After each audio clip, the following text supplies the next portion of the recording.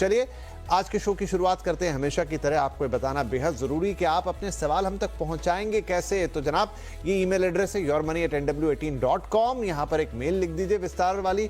वो नहीं कर रहे हैं तो आजकल का सबसे आसान तरीका 70452200 पर व्हाट्सएप कर दीजिए और आपका सवाल हम तक आ जाएगा। फेसबुक और एक्स पे आप अगर हमें देख रहे हैं, यानी डिजिटल मीडियम पर देख रहे हैं, ऑन फोन देख रहे हैं, वहां पर भी आप सीधा अपना सवाल कमेंट बॉक्स में जाके पूछ सकते हैं। यानी इच्छा होनी चाहिए बस सवाल पूछने की।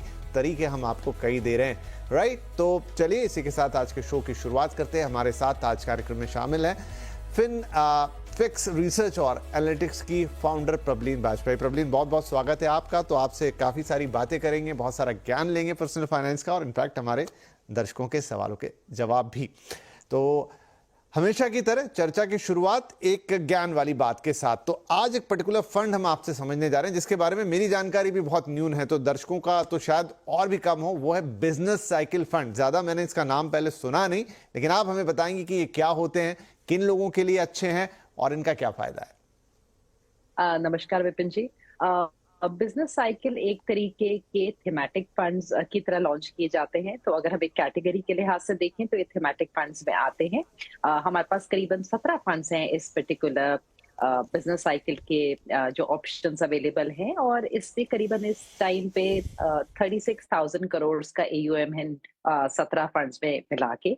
और अगर हम इसमें से इनकी लॉन्जेविटी देखें तो इसमें से 7 फंड्स तो लेस देन 1 ईयर ओल्ड है। यानी कि क्योंकि हमने पिछले वैसे भी 1 साल में देखा है कि जनरली सेक्टोरल थीमेटिक स्कीम्स में बहुत फंड्स आए और उसमें से बिजनेस साइकिल फंड्स भी काफी लॉन्च किए गए हैं। ये ऐसे फंड्स हैं विपिन जी जो जब हम इकोनॉमी की बात करते हैं तो इकोनॉमी के डिफरेंट फेजेस होते हैं, साइकिल्स होते हैं। जैसे कि एक्सपेंशन हो गया, जब आपका GDP ग्रो कर रहा है, फिर पीक आती है, फिर आपका कॉन्ट्रैक्ट करता है GDP, कॉन्ट्रैक्शन का फेज आ गया, ट्रफ आ गया, जब आप नीचे बॉटम पे आ गए, और फिर एक्सपेंशन शुरू होती है। और इकोनॉमी के इन साइकिल्स के साथ साथ जो हमारी बिजनेसेस हैं, बिजनेसेस के भी अपने साइकिल्स होते हैं। इकोनॉमी के किसी एक फेज में कोई बिजनेस बेहतर कर सकता है और कोई बेहतर नहीं कर सकता। तो हर फेज के साथ एसोसिएटेड मूवमेंट होती है डिफरेंट सेक्टर्स की और डिफरेंट बिजनेसेस की, और इसी इंटरप्ले पे वर्क करते हैं ये फंड्स। सो एक तरीके से आप देखिए तो एक डाइवर्सिफाइड फंड ही है, पर ये ज्यादा कॉन्सेंट्रेटेड बेट्स लेके चलते हैं डिफरेंट सेक्टर्स पे, जो उनको लगता है इकोनॉमी के उस फेज के मुताबिक ज्यादा सूटेबल है और आगे चल के बेहतर करेंगे। तो अगर हम एक लिहाज से देखें तो ये एक थीमेटिक फंड है, पर मेरे को लगता है कि ये एक थीमेटिक फंड्स का एक फ्लेक्सी कैप फंड है, क्योंकि ये किसी पर्टिकुलर थीम पे या किसी सेक्टर पे एक्चुअली लिमिटेड नहीं है। जैसे फंड मैनेजर को लगेगा कि इकोनॉमी के किस फेज में वो हैं, उस हिसाब से किस सेक्टर और किस स्पेसिफिक आपको एलोकेशंस की तरफ जाना चाहिए, वो अपना जो एक्सपोजर है काफी बढ़ा सकते हैं। एंड विपिन जी, यहाँ पे ना जो कंसंट्रेशन है वो ज्यादा अधिक होती है, तो एक तरीके से डाइवर्सिफाइड एक्सपोजर ही मिल रहा है। पर अगर फंड मैनेजर को लगता है कि मेटल्स में पोटेंशियल है, तो वो 30-40% भी जाके मेटल्स में अपनी पोजीशन कर सकते हैं। उनको लगता है फाइनेंशियल्स में है तो वो अधिक कर सकते हैं। बट इसके एक टिपिकल सेक्टोरल फंड या एक थीमेटिक फंड के मुकाबले में ये थोड़ा सा रिस्क कम लेते हैं, क्योंकि हम एक ही स्पेसिफिक थीम और एक ही सेक्टर में कॉन्सेंट्रेटेड नहीं है। जैसे सिर्फ IT में कॉन्सेंट्रेटेड नहीं होंगे या सिर्फ फाइनेंशियल्स में नहीं होंगे, हम 3-4 सेक्टर्स में थोड़े मोटे एक्सपोजर के साथ यहाँ पे पोजीशनड होंगे। तो मेरे ख्याल से उन निवेशकों को जिनको पसंद है कि हम डिफरेंट सेक्टर्स और थीमेटिक फंड्स की तरफ जाएं, उनके लिए मेरे ख्याल से ये एंट्री पॉइंट ऑफ व्यू से बिजनेस साइकिल फंड एक अच्छा फंड हो सकता है। बट इसका डेफिनेटली ओवरलैप होगा लार्ज कैप और फ्लेक्सी कैप फंड्स के साथ। सो आई थिंक ये पैसिव स्ट्रेटजीज के साथ एक बेटर कॉम्बिनेशन में निवेशक इसको देख सकते हैं, but not very suited for first time investors, because कहीं ना कहीं यहाँ पे एलोकेशंस टुवर्ड्स वन सेक्टर या एक स्पेसिफिक जो उसमें जो कॉन्सेंट्रेशन होगी वो अधिक हो सकती है। तो थोड़ा सा सावी इन्वेस्टर्स के लिए है। जी चलिए, बढ़िया। बहुत अच्छे से आपने बिजनेस साइकिल फंड को हमारे दर्शकों के लिए समझाया, क्या होते हैं, किस तरह से काम करते हैं, थीमेटिक फंड से कैसे अलग हैं, किन इन्वेस्टर्स के लिए ज्यादा काम किए हैं और किन्हें इससे थोड़ी सी दूरी भी रखनी चाहिए। तो आई होप कि बिजनेस साइकिल फंड अब और उसका फंडा हमारे दर्शकों को काफी क्लियर है। चलिए, तो ये हो गया आज का स्टार्टिंग ज्ञान। अब शुरुआत करते हैं आपके सवाल जवाबों की। तो पहले कॉलर है हमारे राविंद्र सिंह और कॉल कर रहे हैं हमें केरला से। बहुत स्वागत है आपका सिंह साहब, क्या सवाल है आपका? सर, मेरी एज 45 ईयर है। मैं करीब 27,000 पर मंथ की EMI करता हूँ, SIP करता हूँ म्यूचुअल फंड में। ओके। और मुझे आफ्टर 60 ईयर मेरा कॉर्पस क्या होगा? और दूसरा, मेरे अभी से 4 साल के बाद मुझे 15 लाख का रिक्वायरमेंट है, और अब से 8 साल के बाद मुझे 20 लाख का रिक्वायरमेंट है। तो वो करने के बाद मेरा जो कॉर्पस मतलब 15 साल के बाद कितना होगा, और ये मेरा रिक्वायरमेंट पूरा हो जाएगा, ये मैं जानना चाहता हूँ। ठीक है, तो तीन चीजें हैं कि जब तक आप 60 की उम्र के होंगे आपका कॉर्पस कितना हो चुका होगा, और फिर आपके 2 लाख, 4 साल में 15, 8 साल में 20 लाख, ये दो इंटरवल पे आपको अलग अलग पैसे चाहिए। उसके अलावा आपने ऑलमोस्ट 8 फंड्स में अपनी इस SIP को डिस्ट्रीब्यूट कर रखा है, जो कि 27,000 रुपए मंथली, और इस वक्त अगर हम बात कर रहे हैं जब 8 लाख रुपए की पोर्टफोलियो वैल्यू ऑलरेडी है। और एक और अच्छी बात जो है वो मैम ये है कि सालाना 10% का स्टेप अप भी करते हैं। बट इंपॉर्टेंट वही कि क्या जो अभी कर रहे हैं उससे इनके लक्ष्य पूरे हो जाएंगे, 15 साल इन ऑल, और बीच में 2 अलग अलग स्टेजेस, 4 साल की और 8 साल की। जी। सो विपिन जी, पहले इनके गोल्स की बात करते हैं। जो रविंदर जी के, इनको एक अमाउंट चाहिए 15 लाख का आज से 4 साल बाद, क्योंकि ये स्टेप अप SIP की बात कर रहे हैं। तो स्टेप अप SIP के बाद अगर हम लगातार चलते रहेंगे, प्लस इनका जो प्रेजेंट वैल्यू है वो अबाउट 8 लाख का है, ये अपने 15 लाख आराम से निकाल पाएंगे अपने 4 इयर्स के बाद। और 4 साल बाद ये जो स्टेप अप है, क्योंकि हम 27,000 पे 10% कर रहे हैं, फिर उसके बाद फिर 10% कर रहे हैं, यानी कि 4 इयर्स के बाद इनकी SIP की वैल्यू करीबन 36,000 हो चुकी होगी। उस पे फिर ये आगे मतलब इनका स्टेप अप चलता रहेगा, और इनकी जो पैसा इनके पास उस टाइम पे बचा होगा, बिकॉज़ इनके पास थोड़ा पैसा उस टाइम पे बच जाएगा, करीबन 14-15 लाख, ये उससे फिर कंटिन्यू करेंगे विद हिज SIP। तो ये फिर आज से 8 साल बाद अपने 20 लाख डेफिनिटली निकाल पाएंगे, और तब तक इनकी जो SIP की वैल्यू है वो करीबन 52,000 पहुंच जाएगी स्टेप अप करते करते। एंड 15 इयर्स के बाद जो इनका अमाउंट इनके पास अवेलेबल होगा अपने दोनों गोल्स को मीट करने के बाद, वो रफली 1.5 करोड़ होगा। तो ओवरऑल इनका डेफिनेटली 15 इयर्स के बाद एक डिसेंट कॉर्पस बन सकता है। बट विपिन जी, अगर वो इनके रिटायरमेंट के लिए है, बिकॉज मेरे ख्याल से उससे पहले ये अपने बच्चों के लिए ये पैसे निकालने वाले हैं, तो 1.5 करोड़ 15 इयर्स के बाद बहुत ज्यादा अधिक रकम नहीं होगी। 6% पे अगर हम उसको डिस्काउंट कर दें इन्फ्लेशन के लिए, तो आज के 63-64 लाख के बराबर होगी। तो मेरी डेफिनेटली सजेशन होगी कि कोशिश करके अपने निवेश को बीच में थोड़ा लमसम डाल के अपने स्टेप अप को, और अगर या बेस SIP को थोड़ा अधिक बढ़ा सकते हैं, ताकि इनके रिटायरमेंट तक इनका कॉर्पस थोड़ा और साइजेबल बन जाए। और ये कैलकुलेशंस अभी हमने 12% के XIRR पे की हैं। जो इनका पोर्टफोलियो है वो अच्छा है। 2 लार्ज कैप फंड्स इनने चुने हुए हैं। Large and mid cap fund है, 2 मिड कैप फंड्स हैं इनके पास, और उसके अलावा इनके पास 3 स्मॉल कैप फंड्स हैं। So from diversification point of view बहुत अच्छा है, पर सारे ही एक्टिव फंड्स हैं, और काफी सारे एक ही कैटेगरी से डाले हुए हैं।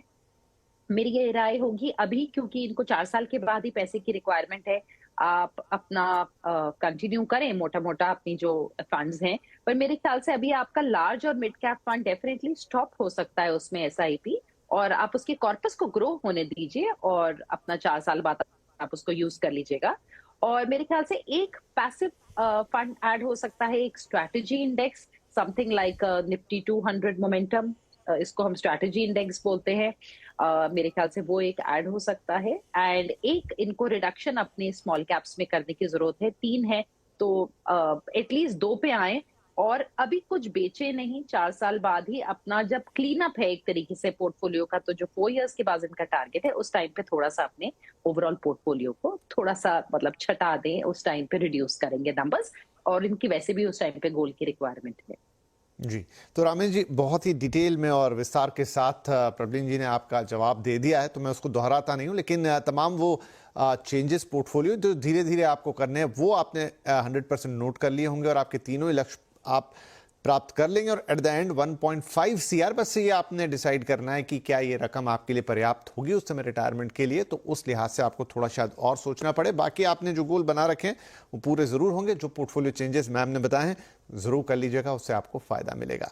चलिए हम फटाफट आगे बढ़ जाते हैं। प्रद्युम्न तिवारी मध्य प्रदेश से अब हमें कॉल कर रहे हैं। प्रद्युम्न जी, बहुत स्वागत है आपका। क्या सवाल है आज? Good evening sir. Good evening जी। सर मेरा सवाल है कि मेरा एक पोर्टफोलियो है जो मैंने शेयर किया है, 22,000 की मंथली एसआईपी है। और पहला क्वेश्चन तो ये है कि मैं इसमें 50 लाख लमसम ऐड करना चाहता हूँ, तो मैं अपने इसी पोर्टफोलियो में 50 लाख लमसम एलोकेट करना चाहता हूँ, ये सही है कि नहीं, ये पहला सवाल है। दूसरा सवाल ये है सर कि मेरे 3 टारगेट है। पहला टारगेट है 18 साल बाद चाइल्ड के एजुकेशन के लिए फर्स्ट विड्रॉल 2 करोड़ का।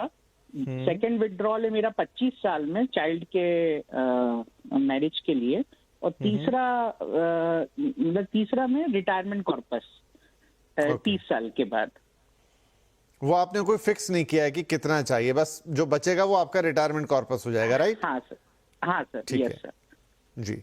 तो प्रवीण जी, ऑलमोस्ट ये जैसा प्रीवियस क्वेश्चन था उसी लाइन का एक क्वेश्चन है कि इन्होंने 2 लक्ष्य बनाए हैं बच्चे की शादी की, पढ़ाई के और शादी के। बाकी जो बचेगा वो उनका रिटायरमेंट कॉर्पस होगा। फिलहाल ये 22,000 की एसआईपी कर रहे हैं और सालाना 10% का स्टेपअप ये भी करते हैं। लेकिन अभी फिलहाल जो आई थिंक सबसे इंपॉर्टेंट इनका सवाल है कि 50 लाख रुपया इनके पास जो एक मुश्त ये निवेश करना चाहते हैं, फिर आगे के गोल्स इन्होंने बताए हैं, तो इन्हें क्या सलाह देंगे हम?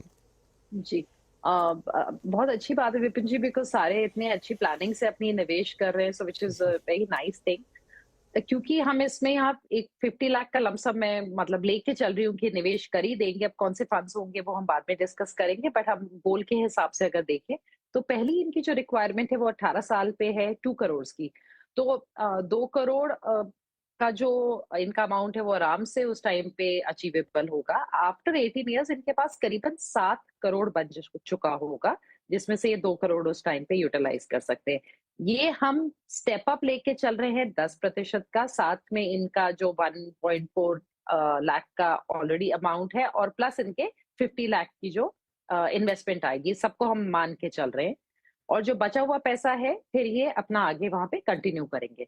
अगर स्टेप अप कर रहे हैं विपिन जी, बिकॉज जैसे स्टेप अप चलती है तो मतलब 22,000 की जो आज एसआईपी है वो 18 साल बाद इनकी एसआईपी 1.1 लाख हो जाएगी तकरीबन पर मंथ। उसके बाद ये आगे निवेश करते रहेंगे अपने लमसम को लेकर और अपनी एसआईपी को स्टेप अप करते हुए, तो 25 साल बाद इनके पास करीबन 15 करोड़ होगा। अगेन उसमें से आराम से ये निकाल पाएंगे अपने बच्चे की मैरिज के लिए पैसे, और तब तक इनकी एसआईपी की जो रकम होगी करीबन 2 लाख पहुंच जाएगी।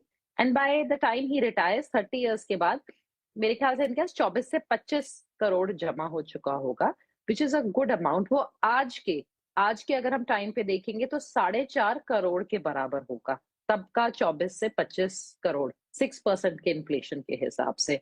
अब विपिन जी, यहाँ पे इनने जो 2 करोड़ के दोनों टारगेट्स दिए, वहां पे एक छोटा सा मैं डेफिनेटली ऐड करना चाहूंगी कि आप प्लीज देख लीजिएगा कि 2 करोड़ आप इन्फ्लेशन एडजस्टेड हम यहाँ नहीं लेके चल रहे, बिकॉज अगर हमें 2 करोड़ को इन्फ्लेशन एडजस्टेड लेके चलना है तब उसकी अपनी कीमत मतलब वो करीबन 5 करोड़ बन जाएगा, वो गोल का जो रकम है। तो आपको हमने यहाँ पे विदाउट एनी इन्फ्लेशन आपके गोल्स के अमाउंट को फैक्टर इन करके चला है। एंड जो आपकी एडिशनल इन्वेस्टमेंट्स हैं, आपका बहुत लंबे समय का पोर्टफोलियो है, आपकी फर्स्ट रिक्वायरमेंट 18 इयर्स के बाद है। मेरी बहुत ही मतलब अर्नेस्ट रिक्वेस्ट है आपसे कि आप डेफिनेटली पैसिव फंड्स अपने पोर्टफोलियो में ऐड करिए। आप एक लार्ज कैप में एक पैसिव फंड को ऐड करिए, और मेरी सलाह होगी आप मिड कैप में भी पैसिव लेके चलिए। आप अपने लार्ज मिड को यहाँ कंटिन्यू कर लीजिए मोतीलाल के, पर आपको अगेन मोतीलाल का ही मिड कैप लेने की जरूरत नहीं है। एक तो पोर्टफोलियो कॉन्सेंट्रेशन हो जाता है सेम फंड हाउस में, तो मिड में और लार्ज में हम पैसिव लेंगे। लार्ज मिड हमारा एक्टिव फंड हो गया। आप चाहें तो अपने स्मॉल कैप को अभी कंटिन्यू कर सकते हैं, वरना आप स्मॉल कैप में भी चाहे तो 250 इंडेक्स को ले सकते हैं। एंड उसके अलावा अगर अभी आप चाहेंगे तो आप एक स्ट्रैटेजी इंडेक्स साथ में ऐड कर सकते हैं। सो आपका पोर्टफोलियो मैंने थोड़ा सा ज्यादा पैसिव्स की तरफ टिल्ट किया है, and I think that should be good with 15 to 30 year तक आपका, क्योंकि होराइजन जा रहा है निवेश का। एंड जब मार्केट्स डाउन है तब आपको डटे रहना है एज यूजुअल। राइट प्रद्युम्न, तो अगेन मैम ने डिटेल में, प्रबलीन जी ने आपको बता दिया है कि देखिए अच्छी बात तो ये है कि आपके सारे लक्ष्य पूरे होने जा रहे हैं, रिटायरमेंट कॉर्पस भी आपका बहुत बढ़िया बनने जा रहा है। क्या क्या एडजस्टमेंट, क्योंकि आपको एक बड़ी रकम डालनी है, तो कौन से फंड्स का आप चुनाव करेंगे वो बड़ा इंपॉर्टेंट है। लंबी ड्यूरेशन है आपके पास, इन्हें आपके सारे बॉक्सेस टिक हैं, बस एक सही स्ट्रैटेजी की जरूरत है जो मैम ने आपको बता दी है। चलिए इसी के साथ हमारे लिए वक्त हो गया कि एक छोटा सा ब्रेक ले लें, लेकिन ब्रेक के उस पार ऐसी ही इंटरेस्टिंग कुछ और फाइनेंशियल प्लानिंग्स हम करेंगे, ताकि जिनकी हो रही है उनको तो फायदा हो ही, लेकिन जो सुन रहे हैं उनको भी फायदा। छोटा सा ब्रेक।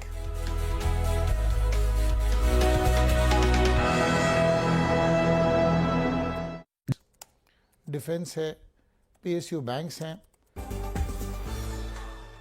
1 करोड़ की जो वैल्यू है, आज उसके बारे में थोड़ा बात कर ले कि 1 करोड़ की वैल्यू जो 10 साल बाद हम चाहते हैं कि मेरा 1 करोड़ का कॉर्पस बने, लेकिन 1 करोड़ की ही वैल्यू 10 साल बाद अराउंड 55 लाख होगी, 15 साल बाद अराउंड 41 लाख होगी, 20 साल बाद अराउंड 31 लाख होगी एंड 25 साल बाद अराउंड 23 लाख होगी।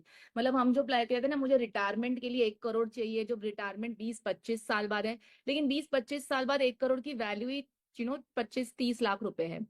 सो हमें इन्फ्लेशन को काउंट करके प्लानिंग करनी है। वैसे ही 2 करोड़ की भी बता दूं, 2 करोड़ की वैल्यू 10 साल बाद अराउंड 1 करोड़ 11 लाख होगी, 15 साल बाद अराउंड 83 लाख होगी, 20 साल बाद अराउंड 62 लाख होगी एंड 25 साल बाद अराउंड 46 लाख होगी।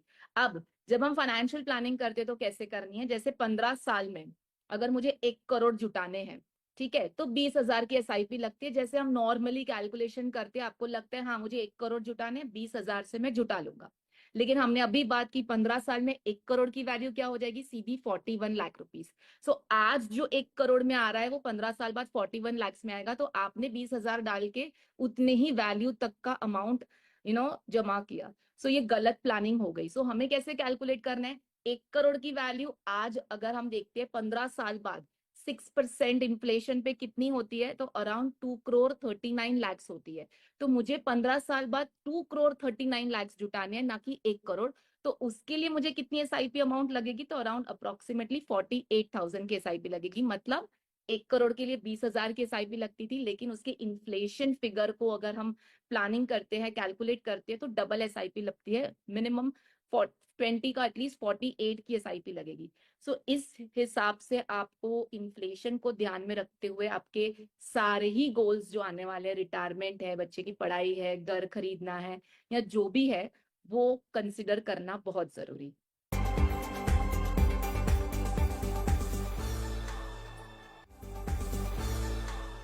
ग्रोथ बेस्ड बाइंग केस अभी भी नहीं बन रहा है इन आईटी स्टॉक्स में। मैं समझ सकता हूँ कि अंडर ओन है तो थोड़ा उसमें रिकवरी है, अच्छी रिकवरी है, बाइंग है, लार्ज कैप स्पेस है, इंडेक्स का एक बड़ा सेगमेंट है ये, तो उस हिसाब से अगर मार्केट में पैसा आता है तो आईटी स्टॉक्स में भी जाता है। पर अभी भी जो क्वार्टरली अर्निंग्स आएंगी जनवरी में और जो कमेंट्री आएगी उसमें ये देखना पड़ेगा कि 2 से 5% की जो ग्रोथ गाइडेंस है क्या वो बढ़ रही है, हायरिंग पे क्या एक्टिविटी है, क्योंकि जो अभी तक हमने देखा है एम्पेरिकली हायरिंग अभी भी स्ट्रॉन्ग नहीं है लार्ज कैप आईटी कंपनीज की। मिड कैप और स्मॉल कैप आईटी कंपनीज है, वहां पे मुझे लगता है ज्यादा बड़ी अपॉर्चुनिटी है, क्योंकि वो ग्रोथ कंपनीज हैं जो कि प्रोडक्ट बेस्ड बिजनेस बना रही है, जबकि जो लार्ज कैप कंपनीज हैं वो अभी भी सॉफ्टवेयर सर्विसेज बेस्ड मॉडल है।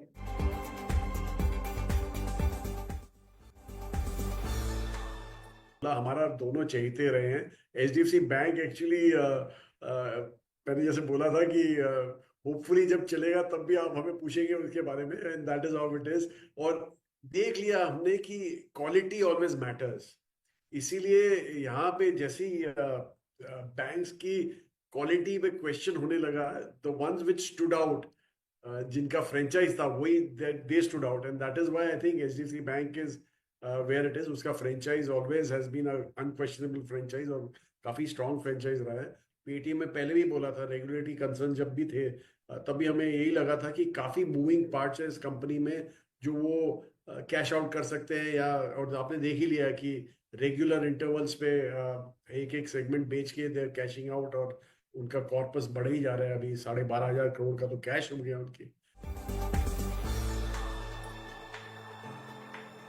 हैं आपके सवालों के जवाब। इनफैक्ट आपकी फाइनेंशियल प्लानिंग करा रहे हैं। प्रबलीन मैम हमारे साथ बनी हुई हैं और अब एक ईमेल हमारे पास है और वो है राहुल सुनारिया साहब का फ्रॉम हरियाणा और उनकी उम्र है 28 साल। मंथली SIP करते हैं 19,000 रुपए की। पोर्टफोलियो की आज की वैल्यू है 4 लाख रुपए। 2 साल से वो निवेश कर रहे हैं। अब सालाना 10% का स्टेप अप करते हैं। ये एक बात बता रहे हैं। 22 साल में 10 करोड़ रुपए का उन्होंने लक्ष्य रखा है और वो चाहते हैं कि पोर्टफोलियो का रिव्यू किया जाए। तो पोर्टफोलियो में अलग अलग चीजें हैं। क्वांट स्मॉल कैप फंड 2,000 रुपए इसमें डालते हैं हर महीने। कैनरा रेबेको स्मॉल कैप में 3,300 रुपए। PGIM India mid cap opportunities fund में 3,300। निपॉन इंडिया इंडेक्स फंड में 3,300। पराग पारेख फ्लेक्सी कैप में 5,500 और grow Nifty EV new age FOF में 1,600 रुपए। तो आमतौर पे इस तरह के डिस्ट्रीब्यूशन प्रबलीन मैम हम देखते नहीं है कि कोई 3,300 रुपए 1,600 रुपए डाले, पर इनका कुछ एक हिसाब किताब होगा। वेल लक्ष्य आई थिंक थोड़ा ज्यादा उत्साहित है, 10 करोड़ रुपए बनाना चाहते हैं। वेल बताइए हमें क्या करना होगा इन्हें। जी राहुल जी को 10 करोड़ पहुंचने के लिए अभी जो ये 19,000 की SIP कर रहे हैं, स्टेप अप कर रहे हैं, तो अगर इनके शायद स्टॉक्स का भी पोर्टफोलियो है, वो सब मिला के भी इनका थोड़ा डेफिसिट हो जाएगा। तो इनको ओवरऑल 31,000 की SIP की जरूरत होगी विद स्टेप अप ऑफ 10% अगर ये अपना लक्ष्य पूरा करना चाहते हैं नेक्स्ट 22 ईयर्स में। अगर ये स्टॉक्स का अपना जो इनका पोर्टफोलियो उसको अलग रखना चाहते हैं, तब इनको अपनी SIP को 36,000 तक लेके जाना पड़ेगा, जहां बिना अपने स्टॉक्स के पोर्टफोलियो के ये 10% 36 के ऊपर करेंगे तो ये अपना लक्ष्य डेफिनेटली पूरा कर लेंगे। जो इनका पोर्टफोलियो है ये दो अगेन यहाँ पे स्मॉल कैप्स हैं। मेरी राय होगी आप कैनरा रुपैको को कंटिन्यू कर लो। हमें मिड कैप में PGIM की जगह मेरे ख्याल से आप एक पैसिव मिड कैप फंड उठा लीजिए अगेन, बिकॉज 2 डेकेड से ज्यादा लंबा आपका वो है टेन्योर जो होगा इन्वेस्टमेंट का। आपका BSE का जो लार्ज कैप फंड है वो ठीक है। पराग पारेख को आप कंटिन्यू कर लीजिए। मेरे ख्याल से यहाँ पे आपको जो ये थीमेटिक आपने एक फंड दिया है इसकी रिक्वायरमेंट नहीं है एट दिस स्टेज। तो आप एक बेसिक स्मॉल मिड लार्ज और एक फ्लेक्सी के साथ अभी आप कंटिन्यू करें अपने 4 फंड्स के साथ अपनी इन्वेस्टमेंट। एंड जब आप कल को अपना अमाउंट बढ़ाएंगे 50-60 हजार तक कभी पहुंचेगा जैसे, फिर आप एक फंड ऐड कर लीजिए। और आज से 22 साल बाद जो आपका पैसा है मेरे ख्याल से वो आप डेफिनेटली अचीव कर लेंगे अपना लक्ष्य विद दीज इन्वेस्टमेंट्स। चलिए जी, तो बढ़िया है। छोटे छोटे यहाँ पर आपको परिवर्तन करने और थोड़ा सा अपना पैसा बढ़ाना है और आपका लक्ष्य पूरा हो जाएगा। प्रबलीन जी बता रही क्या चेंजेस आपको करने हैं। 10% का स्टेप अप हर साल कर ही रहे हैं और 31,000 रुपए की आपको जो 19,000 की SIP है उसको 31,000 तक पहुंचाना है। आप पोर्टफोलियो में एक स्मॉल कैप फंड रखना है, मिड कैप एक्सपोजर के लिए पैसिव फंड को भी जोड़ना है। तो जो चेंजेस हैं वो बड़े इंपॉर्टेंट है। अगर आप ये कर लेते हैं तो बहुत अच्छी बात है। और साथ में थोड़े से पैसे आपको यहाँ बढ़ा देने हैं और 1/3 रकम आप बढ़ा देंगे तो आप अपने लक्ष्य पर आसानी से पहुंच पाएंगे। चलिए, और अब वक्त है कि जाते जाते हम प्रबलीन मैम से पूछें कि उनके आज के टॉप 4 पिक्स हमारे निवेशकों के लिए, दर्शकों के लिए क्या है। विपिन जी मैंने इतनी बार बोल दिया मेरे ख्याल से, तो मेरा तो लार्ज कैप में एक passive index fund with equal weight strategy और मिड कैप में अगेन एक passive fund 150 mid cap fund ले सकते हैं। फंड हाउसेस मैंने 2 बोले हैं, पर आप किसी भी फंड हाउस का ले सकते हैं पैसिव स्ट्रेटजी को। स्मॉल कैप्स में आई लाइक टाटा, इनका डाउनसाइड प्रोटेक्शन अच्छा है। एंड अगर हम इंडेक्स फंड्स में, क्योंकि मैं अक्सर बोलती हूँ आप डालिए, तो उसमें वहां पे हमें थोड़ी सी वैल्यू इन्वेस्टिंग कम मिलती है, तो थोड़ी कॉन्ट्रेरियन अप्रोच के लिए ICICI का इंडिया अपॉर्चुनिटीज फंड जो थोड़े बीटन डाउन स्टॉक्स को उठाता है। So these 4 funds broadly.